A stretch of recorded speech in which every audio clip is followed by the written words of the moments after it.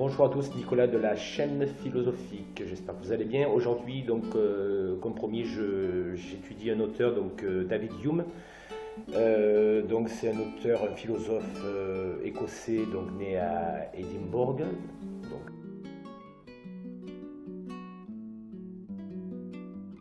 en Écosse, en 1711. Il décède en 1776. Donc c'est un philosophe des Lumières de l'école écossaise avec Locke et Berkeley.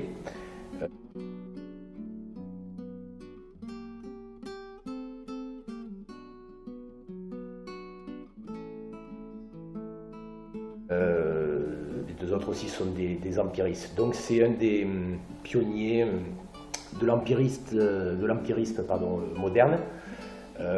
Donc il s'oppose, comme j'ai déjà étudié présenté sur d'autres vidéos, au rationalisme. Donc vous pouvez voir la vidéo sur le rationalisme, où je parle de rationalisme et d'empirisme.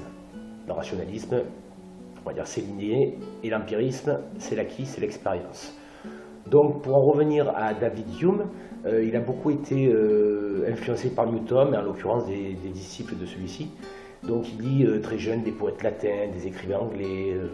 Sa famille le destine au droit, mais en 1734, il traverse une période de crise une crise existentielle où il a envie de s'atteler à la philosophie et au savoir en général et à l'entendement. Donc au niveau des écoles, des courants de pensée, tout ça, donc je vous ai parlé d'empirisme. Il a eu une influence aussi sur l'utilitarisme, sur le scepticisme, sur le naturalisme, sur le libéralisme. Et ces idées, donc, qui parlent de causalité, d'induction, loi de Hume, de croyance, d'utilité, mais ça je vous en parlerai un peu plus tard. Il a été influencé par Aristote, John Locke, Adam Smith, donc qui était un économiste du XVIIIe écossais, George Berkeley. Donc ça c'est ses contemporains, Berkeley et Locke, qui étaient aussi des empiristes. Cicéron, Descartes, il a quand même critiqué le rationalisme cartésien, car il s'oppose justement à l'empirisme, et influencé un grand nombre, en l'occurrence Kant,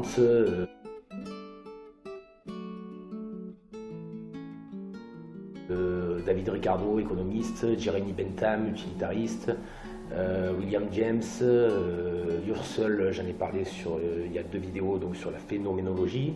C'est aussi, il a été un des précurseurs, des pionniers de ce courant de pensée. Bertrand Russell, donc on est plus dans de la logique. Karl Popper, Schopenhauer, Einstein, donc j'en passe, et des meilleurs, il y en a beaucoup. Alors, il est sur les pas de Newton, donc il est issu de ce siècle des Lumières écossaises.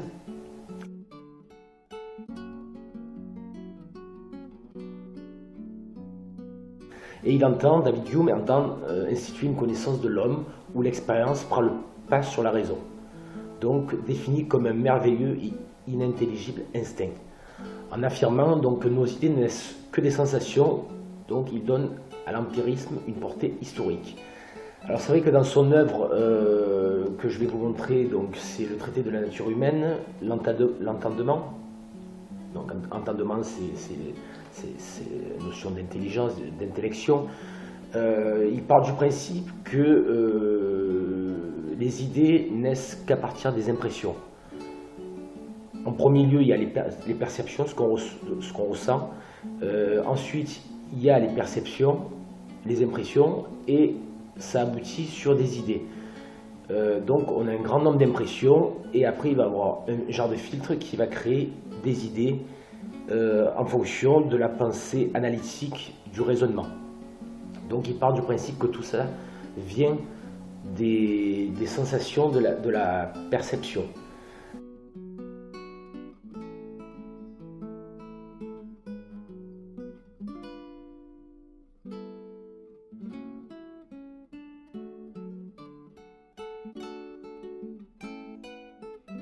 Donc, son discours sur la raison, Hume, il apparaît vraiment comme une critique du principe de raison. Tout tout en admettant qu'il y a un ordre des choses. Le philosophe affirme qu'il est vain de chercher à l'expliquer en s'appuyant sur l'entendement. L'examen de tous les systèmes religieux, c'est-à-dire de toutes les cosmogonies, montre qu'il n'est pas nécessaire de supposer que la cause du monde est un but, un dessein intelligent. Tout peut être cause de l'ordre, et quand la raison veut en rendre compte, elle s'égare de l'arbitraire. Donc là, on peut parler aussi de notions probabilistes, c'est-à-dire que, ou de phase d'induction. Qu'est-ce que la phase d'induction? C'est-à-dire qu'on part de faits pour établir une règle générale. Et on retrouve ça justement dans la probabilité. Et lui remet ça en question parce qu'il trouve que le rationalisme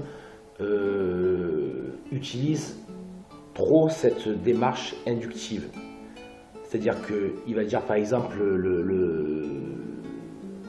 tous les jours il va faire nuit, tous les jours il va faire nuit, et c'est cette expérience, c'est justement cette habitude qui fait qu'on va dire tous les jours il va faire nuit. Donc on est dans quelque chose de probabiliste. Voilà. Après il dit que l'esprit passe naturellement d'une idée à une autre, mais au gré du hasard. Aucune idée n'a par elle-même d'affinité exclusive ni constante avec une autre. Les idées sont réunies selon des principes d'association, association d'idées, qui imposent leurs règles à l'imagination. Donc lui il part du principe qu'il n'y a pas d'idée innée, cela vient des sensations, et de surcroît on établit une habitude ou des habitudes qui font que ça vient de l'inné, alors que c'est l'expérience qui induit tout ça.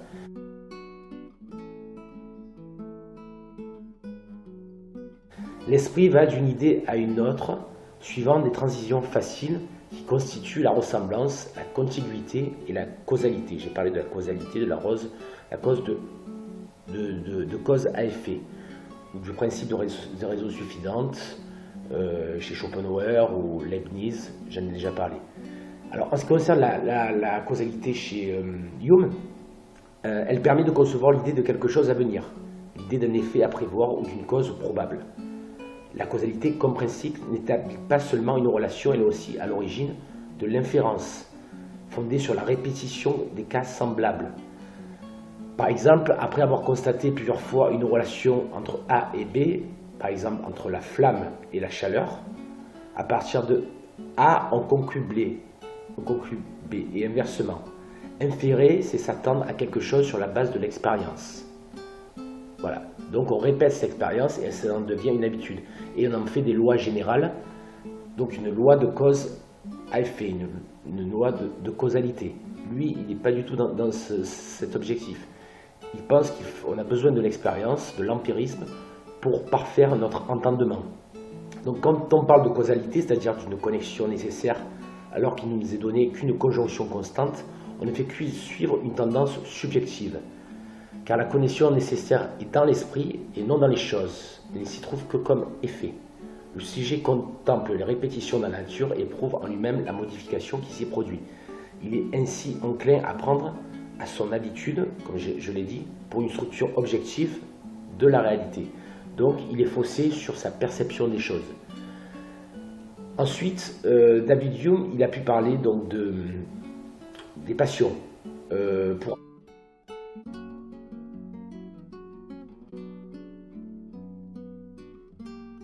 agir, l'homme a besoin de passions qui recherchent le plaisir.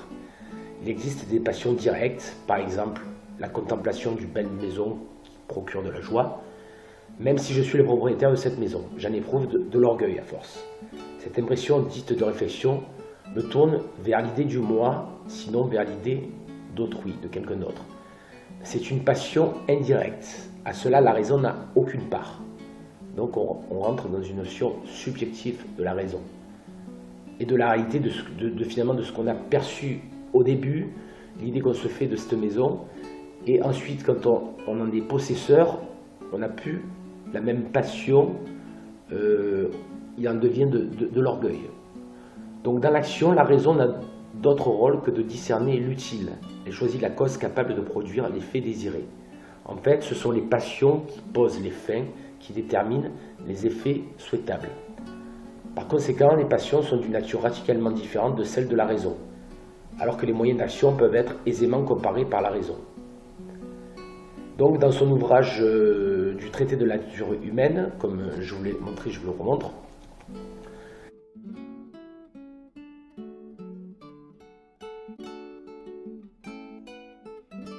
il exerça une profonde influence sur la philosophie de Kant, et en l'occurrence sur la philosophie analytique, sur les sciences cognitives et sur l'approche expérimentale, donc qu'on retrouve aussi ensuite en médecine par exemple ou dans différentes sciences, l'expérimentation. Au lieu de partir sur quelque chose, sur un acquis, sur une habitude, sur quelque chose d'inné, on dit que ça se reproduit constamment, donc on en fait une généralité, on en fait une maxime, on en fait un axiome. Et lui dit non, c'est l'expérience qui va nous permettre de corroborer cette réalité. Donc cette critique de la notion de causalité et de l'identité du moi en fait également un des plus éminents représentants du scepticisme moderne. Voilà. Alors Hume a aussi une pensée anti-métaphysique. Donc c'est vrai que la métaphysique, on la retrouvait beaucoup chez les philosophes de l'Antiquité, Platon, Aristote et d'autres auteurs un peu plus contemporains. Et pour lui, ce ne sont pas les choses que nous connaissons, mais seulement les savoirs qui s'y rapportent. Tout échappe à la connaissance à l'exception de l'entendement humain, entièrement soumis à l'expérience. Cet empirisme qui entretient des liens évidents avec le naturalisme et le scepticisme. Donc le naturalisme, c'est le fait d'observer, d'être dans une science positive de la nature, de l'observation et de surcroît de l'expérience. Donc David Hume, c'est vrai c'est pour moi un des plus grands penseurs écossais, anglo-saxons, avec Locke. Il a été aussi beaucoup inspiré par Francis Bacon, qui est plus XVIIe siècle aussi, qui est un des précurseurs de l'empirisme. Et finalement, on pourrait même corroborer le rationalisme et l'empirisme et mettre en relation, parce qu'on n'a pas de certitude sur... On en a du moins, mais il y a des courants, des écoles qui disent non, tout est inné, ou tout est acquis. Moi, je dirais que les deux s'imbriquent, c'est-à-dire qu'on est avec des prédispositions, on les développe, et c'est l'expérience, c'est le temps, c'est le passé qui va nous dire si on avait raison de tout cela. Donc, voilà, je voulais terminer avec David Hume. Alors, il y a beaucoup de choses à dire, c'est pas en 10-12 minutes où on peut produire beaucoup de choses, parce qu'il faudrait des heures et des heures, mais je vous conseille vraiment de le lire.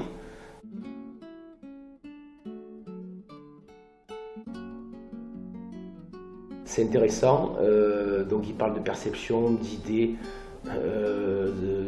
d'espace, de temps, donc c'est aussi une philosophie de l'observation de phénomènes empiriques, d'expérience, et ça permet de remettre en question finalement, de se remettre en question constamment au lieu de partir sur une idée fixe, sur un postulat qu'on retrouve souvent dans les sciences dites dures et qui sont dans la continuité du rationalisme. Voilà. Donc je vous conseille de lire les auteurs rationalistes comme Descartes et Kant et les empiristes comme Locke, John Locke, David Hume, Francis Bacon, George Berkeley, etc., etc. Voilà, c'était Nicolas, je vous remercie pour votre écoute et je vous dis à la prochaine pour une vidéo. Allez, ça sera une surprise ou peut-être une notion, un concept. Je verrai bien, selon mon humeur. Merci, au revoir.